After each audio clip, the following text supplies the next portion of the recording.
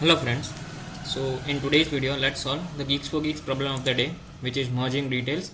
So we are given a problem. The Bob, a teacher of St. Joseph School, is given a task by his principal to merge the details of the students, where each element details of I is a list of strings, where first element is the name of the student and rest of the elements are the emails representing the mails of the student. Okay, and now two details definitely belong to the same student if there is some common email, okay, to both detail. And after merging return, we need to return the details of the student in following format: the student and followed by all of his emails. Okay, correct.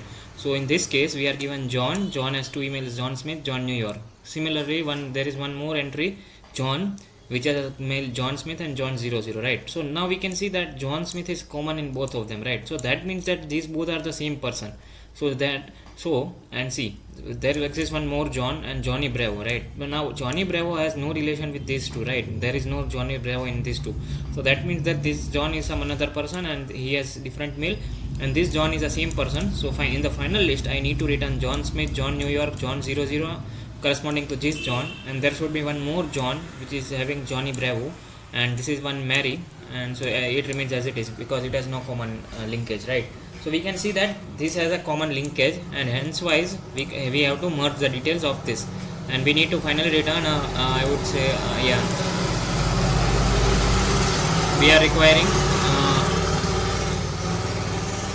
we need to return the vector of vector string. Okay, correct. So now so it is a very good problem. Now let me go to OneNote and explain it to you in a better way, right? So now see, I am not taking person and emails names. So what I am doing, person 1 has email E1, E2, E3. I am renaming it is like this, right? So it would be easy for me to explain. Person 2 has email E2 and email E5. Person 3 has email E6 and E7. Okay, so now we are given information in this way, correct? So now it looks like that we need to merge the details, right? We need to merge the details. So somewhere you could in your back of your mind think of a DFS or a union find algorithm for solving this problem, right? Now how would you identify that?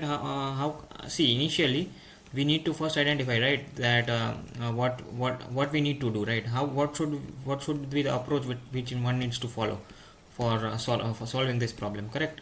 So now see, one thing you could think of is that, see, we are given three persons in our question.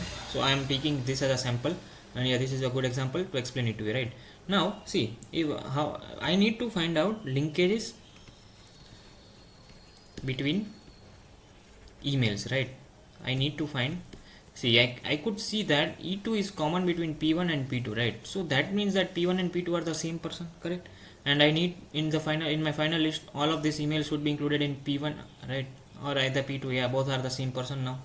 So then this problem boils down that we first construct a graph, or I would say construct some relation, right? Graph represents a relation between two entities, right? So we first construct a graph or a relation between two of them, right? Between the emails. Now how would I do that? See, now what if I could make a relation like this: E1 to E2 and E2 to E3. See, for person P1, for a person with name P1, this is the relation, right? Because see, E1 is related to E2 is related to E3, correct? Because why this forms a connected component? Because this all belongs to same person P1, correct? Now for similarly for P2, I could make like this. This is a bidirectional relationship because these both are existing for P2, correct? Now for P3, similarly I could do like this, correct? So this is some kind of a bidirectional relationship we could think of, right? So this is for P2 and this is for P3, right? I am making this link. See, I am able to make these links, right? Make these bidirectional links only because I know that these all emails belong to the same person, correct? So that is the only reason I could make this link. Otherwise I would have not made these links, right? So now see where we have reached. See, till this point I hope it is clear, right? P1 has this relationship. Now we could see that this E2 has a common linkage, right? E2 is present in P1 person's mail list also, and P2's mail list also, right? So that means that P1 and P2 are common. First thing which we could identify is this, right? Now see, when we construct a graph, right, what I would do for person P1, ith male and I plus 1th male, I plus 1th male and I plus 2th male, right? I would make a relationship, bidirectional relationship between these two, these two, these two, these two. Why I am doing this? See, what I could have done like this also. I would make I with I plus 1, I with I plus 2, I with I plus 3, and similarly. But that approach, see, for that approach would take big O of n square time, right? I would say big O of the number of males present in that list, right? Rather than that, what I could do, I can connect the consecutive two elements, I plus 1, I plus 2, I plus 3, and I plus 4, right? Now, when I start a DFS call on I will definitely reach I plus 4, right? Because all of these are connected in one single component. So that means that it would be okay if I make a link between I plus 1, I plus 2, I plus 3, and I plus 4. Okay, so that would be good. So now, what if I could now reduce? See this problem. This is a bidirectional line. Yeah, I would now represent. Okay, so see E1, E2, E3, and E5. See, I am boiling down these two P1 and P2s to this. Am I right? Am I correct in this approach? I hope you are getting this right. See, E2 is connected to E5 also, and E1 is E2 and E3 also connected. Now when I run, see I have constructed my graph. Correct. Now when I run a DFS on E1, right? So see, now I need, see one more thing. Now I need to run DFS on only the first nodes, right? Because I know that all of the further nodes are connected with this node. I have made the graph in such a way, right? So now when I run a DFS on E1, see, when I run a DFS on E1, what results I would get? E1, E2, E3, and E5, right? Because why? Because they all are connected. So in my DFS I would get this emails as my answer, and I would then append P1, either P1 or P2 to the answer. So that is solved. And I would maintain a visited array to check if the mail is visited or not. See, if it is already visited, then we need not check for anything. If it is not visited, then we run a DFS call on DFS simply call on that. Okay, so now let me explain it to you in a again simple and a quick manner. E1, E2, E3 are the males of P1 person. For P2 we have E2, E5. For P3 we have E6, E7. Correct. So this was the sample which we took, and similarly we could take for sample case given in the problem. Right, now I am constructing a graph like this, E1 to E2 to E3 for P1, and yeah, now when I construct graph, then I would connect definitely. See, E2 is already present, right? Now E2 would be connected to E5 also according to the person whose email address is correct. So this is one graph, and this is another component of my graph. Correct. Now see, now I know that since I have connected E1 with E2, E2 with E3, or let's suppose if there was E4 or E5 ... anything, any number, right? Now I know that even when I run a DFS call on E1 or the first element in the person's mail list, then that would cover all of the elements present in this. That would return me when I run a DFS call on E1, then that would give me all of the calls, all of the emails present in that list, right? So this is simple to understand, right? Means all of these are connected, then there is only one connected component, and it would return me all of the emails. Correct. Similar is the case with P2. See, now when I run a DFS call on E1, right? So E1 will mark visited, E1, E2, E3, and E5. All of this will be visited, right? Now when I go to second person and I try to check if E2 is visited or not, I can see that E2 is already visited. So that means that all of these are covered definitely. Why? Because there exists some linkage between P1 and P2. Correct. So these are all covered. Now when I go to E6, I see that it is not visited, and I would run a DFS call on it, and I would then append person's name and the emails which he or she has, right? For P1 I have now E1, E2, E3 and E5 pertaining to this question, right?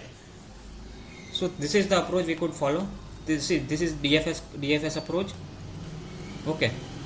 Now there exists one more approach, which is union find approach, right? So let me first code it down, the DFS approach, and then in probably the next video or something like that, I would code the union find approach. It is also very essential to learn union find, right? Sometimes you will require union find, easy to implement. Correct. So now let's implement the DFS approach. So now what I would need.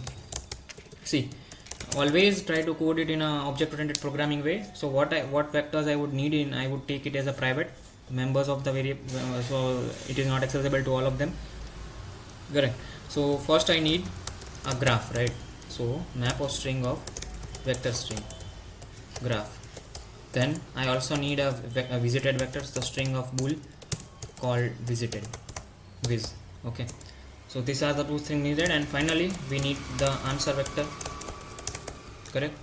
So this is the simple case. These all are the variables which I have initialized. Now how would I make the graph? See, what I was saying, I need this is a map of string to vector string, right? P1 consists of these many strings, right? So P1 is a string which consists of these many strings. So map of vector string, that is why I have taken it as an input. Now how would I connect the graphs? So I would first need account details dot size, correct. Let me take some variables ij. Now I would start or I would rather do for auto account, or I would say males in my details, correct. So now I have John Smith, John New York, correct. So now I would then iterate for I equal to 0, I less than males dot size, right, because it is a vector. So yeah, also see, we only need the mail addresses, right? We did not need the name as of now. We are only merging the mail addresses of particular mail, right? So we did not need this. So then I could start from I equal to 2. Why? Let me tell you. So now string, the first node would be my males of I minus 1, correct, and string v would be males of I, correct.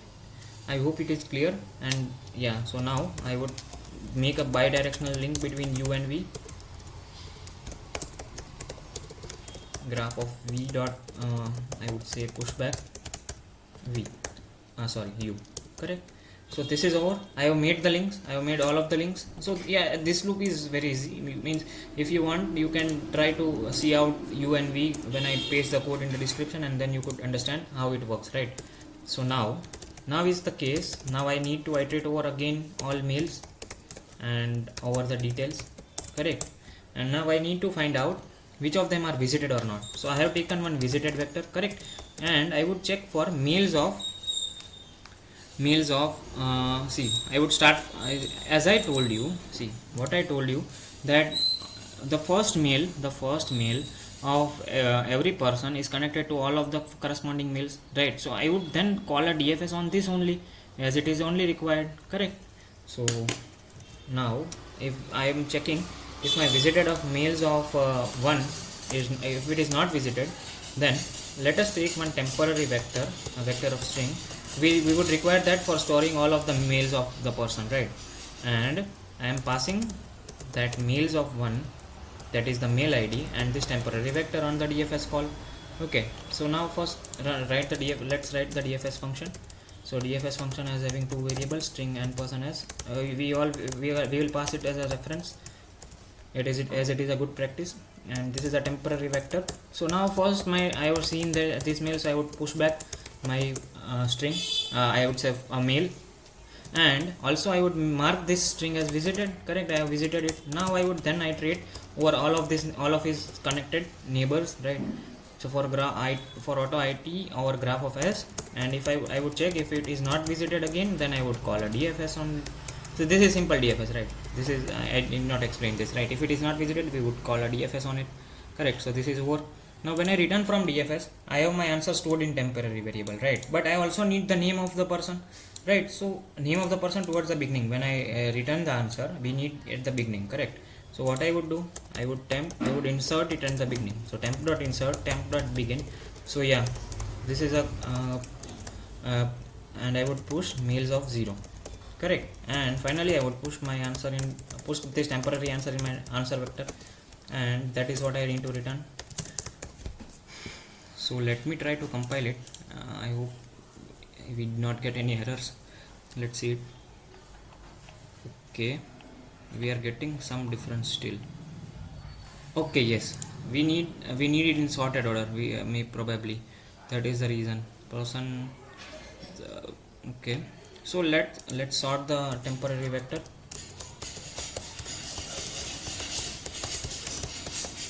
And then now test it if it is working. Okay, it is not. Mhm. What we are getting, Alexi Bar, Dilraj Meal, and this also belongs to that person only.